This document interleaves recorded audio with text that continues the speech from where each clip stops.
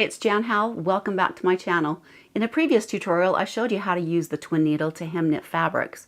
But today we're going to go a little deeper with the twin needle, and I'm going to show you lots of tips and tricks, how to set it up, and some fun ways and creative ways that you can use it. I'd like to thank FlexiSpot for sponsoring this video. Whether you're sewing on knit fabrics, woven fabrics, or just adding a little detail to your sewing projects, you'll walk away knowing how and when to use a twin needle. Let's get started.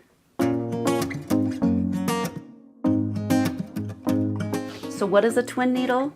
A twin needle is basically two needles attached to one shaft that you can fit right into a regular home sewing machine. It creates two parallel stitches on top and a zigzag stitch underneath. It's great for stretch hems and decorative stitching. Twin needles come in different sizes and different types and different widths. So you might be wondering, well, how do you tell what these numbers are on the bottom and what does that mean? That first number will indicate the distance between the needles, 4 millimeters, and this one is a size 75, and it's a stretch needle. So this is a needle that I would use on knit fabrics to hem them or to do some top stitching. This one it has different sizes in it. A 1 millimeter, so there's only 1 millimeter between that, so they're very close together, and it is a size 70. This one is a universal needle. It's 4 millimeters apart, and it's 100 in size, which means the higher number means the stronger it is. And this is a needle that I use when I'm sewing on denim. And there are even ones that go higher than 100. I hope that's helpful, because for years I didn't understand that and it was very confusing for me. Let's go over some of the things that you'll need when you're using your twin needle. Of course, you're going to need your sewing machine. You're going to need the specific needle for the type of project that you're doing, and we've talked about that. You're going to need 2 spools of the same color of thread. Now, if you don't have 2 spools that are the same color, you can use a spool and a bobbin thread that is threaded with the same color, and you're going to need also a bobbin the same color of thread. You're going to need a presser foot that has a wide opening like this does. Now you can use a pintuck foot if you have that. You see how it has that wide area so that the needle is not going to hit that and break. There are different types of presser foots, but most likely your basic presser foot is going to have a wide hole like that, or it's also called a zigzag foot. You're also going to need a place to put the second spool of thread. Most of you on your basic sewing machines, you probably don't even know what it is. There might be a little hole somewhere, and one of these sticking in your bins or in your sewing machine tools, and you don't even know what that is. This is to stick in that hole to put that second thread in. Now, if you don't have that, don't worry, because I'm going to show you an easy solution that works great if you don't have that second spool. You're also going to want to have some scrap pieces of fabric on hand of the same fabric you're using on your project, so you can test the stitches, test the tension in your machine before you start sewing. Who would have thought that you could raise and lower the height of your sewing station?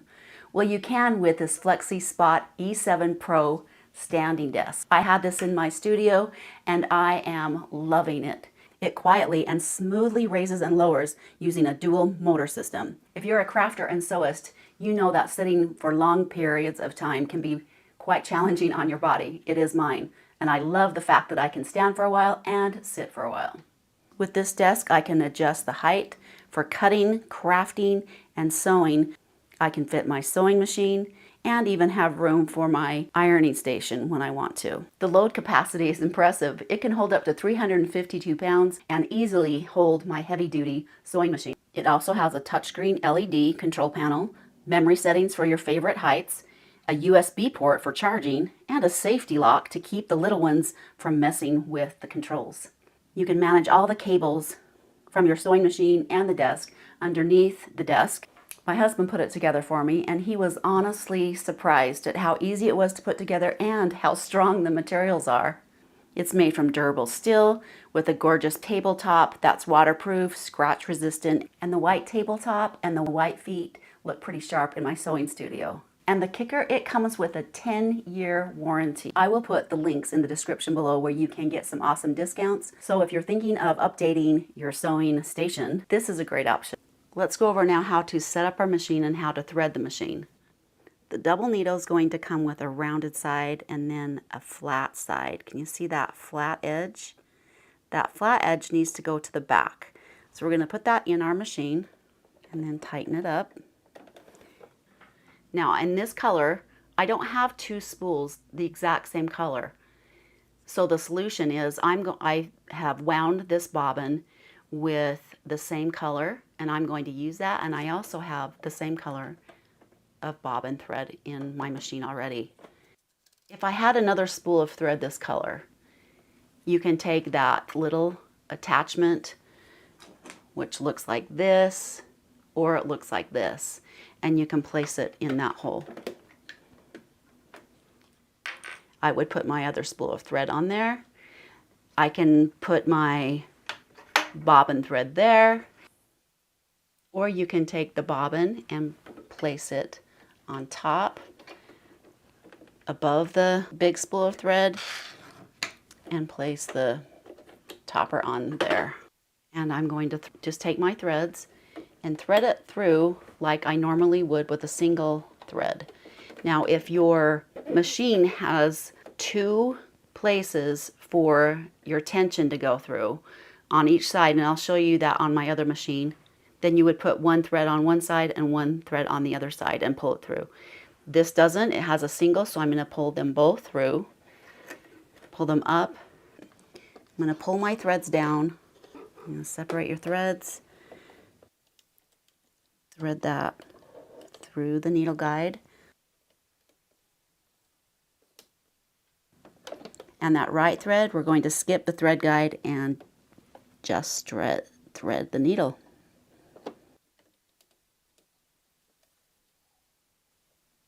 I'm going to put the presser foot on, and I've put my bobbin in that is the same color of thread.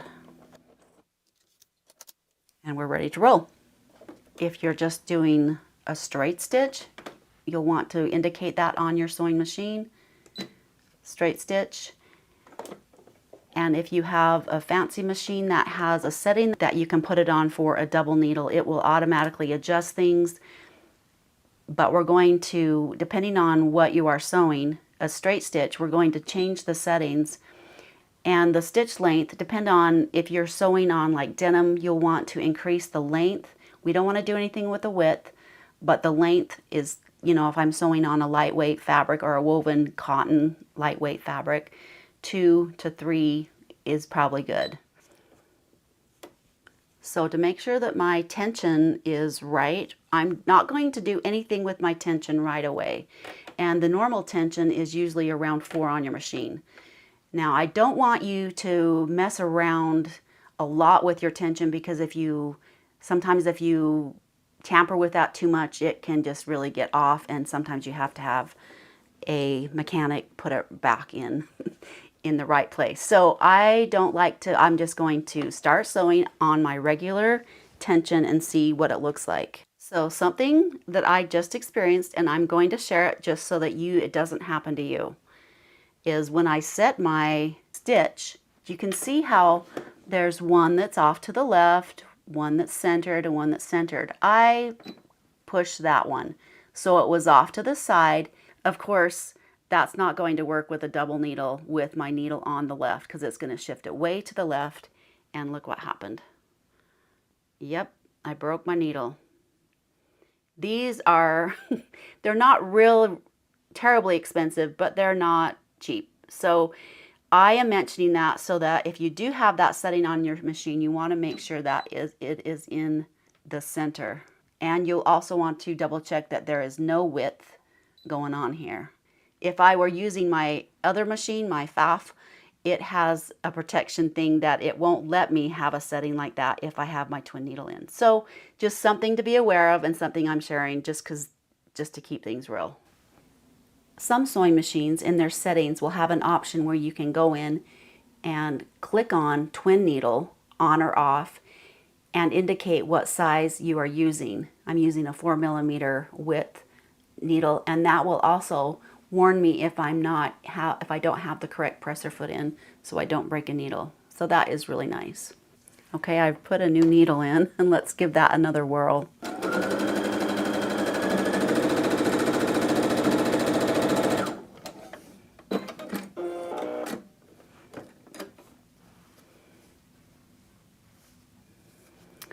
So now I'm going to show you how to make some fun pin tucks in your fabric. You can either make lines, or I'm going to even show you how to make a fun grid. That would be cute for a purse panel or a zipper pouch or whatever you want to use. I'm going to apply my pin tuck foot. You can use your regular foot if you need to. The only thing you need to be aware of is make sure that that opening in your presser foot is big enough for your twin needle.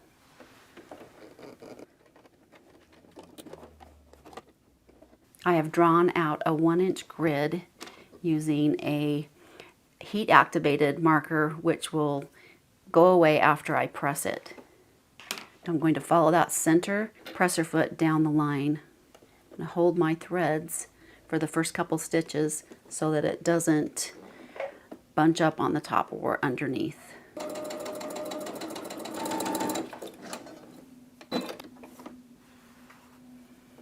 So that's pretty loose, and there isn't really a significant bump there. So I'm going to, first of all, shorten my stitch. I'm going to put it on 2.5, and I may even increase my tension just a little bit to a 5. And that does have more of a bump to it.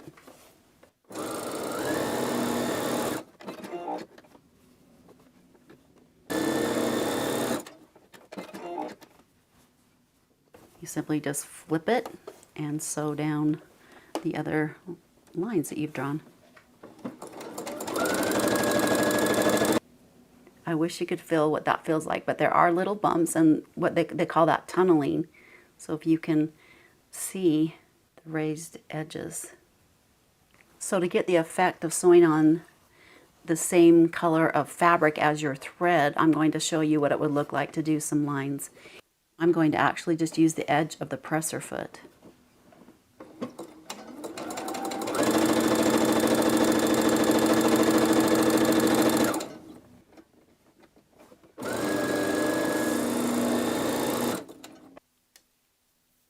So isn't that pretty cool? That would be really cute on a blouse. All kinds of fun things. You'll also find that the thinner the fabric, the more you're going to get that tunneling effect. So it depends on the look you want. Another way to use the double needle top stitching is, this is a t-shirt and you're sewing the binding around the neck. I've serged that, and then I'm going to flip the seam allowance towards the shirt to flatten it out, and I'm going to sew around the ribbing.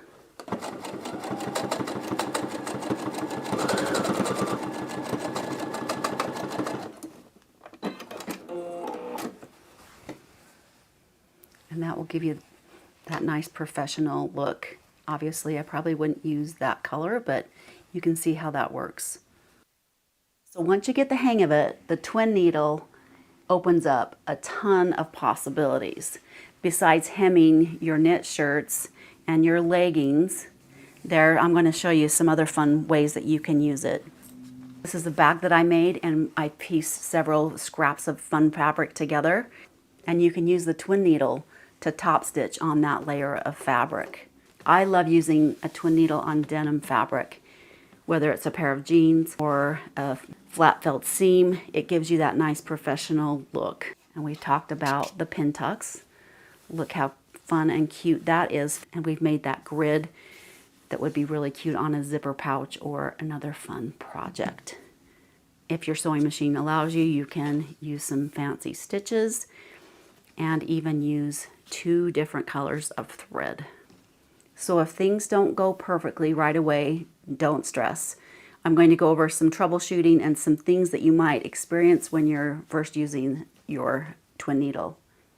If you're getting skip stitches, you want to make sure that the needles and the machine have been threaded correctly. You want to make sure that you're using the correct type of needle for your fabric. For example, stretch needle for stretch fabric. And make sure that the threads are going through the tension discs correctly.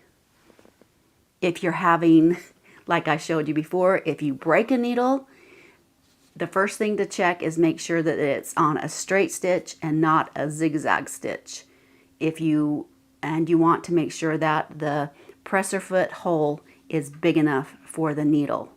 If you're getting what's called tunneling, especially on knit fabrics, you'll want to check the tension and make sure it's not too tight. Lessen the tension just a little bit at a time until you get a flat stitch.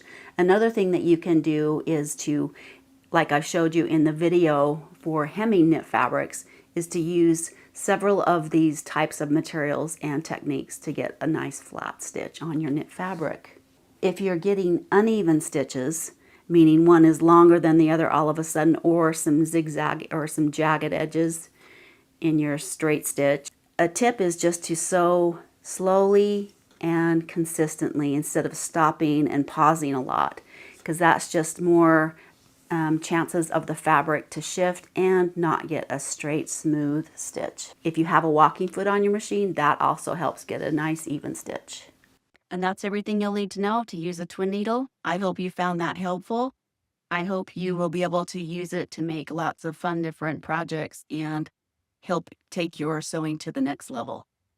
If you like my content, make sure you subscribe to my channel. Give it a thumbs up. If you want to find other DIY projects and patterns and tutorials, check out my website, youmakeitsimple.com, and leave a comment if you have a question or some great tips that you have. I'm sure we'd all love to hear them. Thanks so much for watching. Have a wonderful day. Have fun sewing, and we'll see you in the next tutorial.